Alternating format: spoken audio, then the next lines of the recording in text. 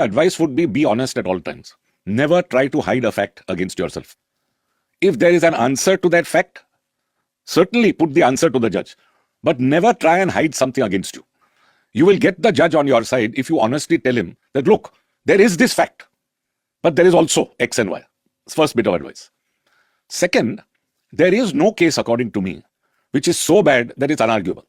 Now, I will give you an example of almost inarguable cases that I have argued and succeeded in.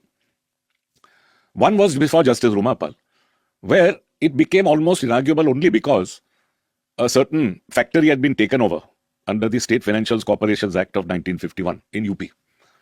And the person who was involved, the owner of that factory, went to court. Now, he hid the fact that he had already applied for an injunction in a district court, had failed in appeal, and then abandoned that remedy. Then he hid this from the writ court, and he went in a writ for the same release. So clear suppression. Finished. So both the single judge and division bench said, no question, there is suppression, out you go. Almost inarguable case. What do you tell the judge? Now, I appeared before Justice Rumapal, and she started off very strongly against me, but I realized on some other set of facts.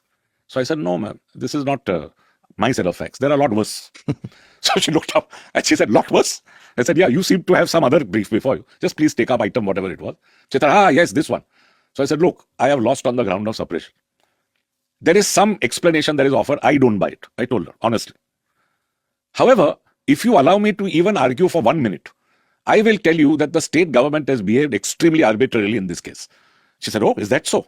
So I immediately diffused the one fact which should have killed me and got into the state government's arbitrariness. She heard me out for 10 minutes, issued notice and stayed the entire proceeding. Then she put it before herself on a Friday after notice matter. And I reminded her. I started again by saying, this is that case of suppression. And then told her how the state government had behaved. The state government had no answer and I succeeded.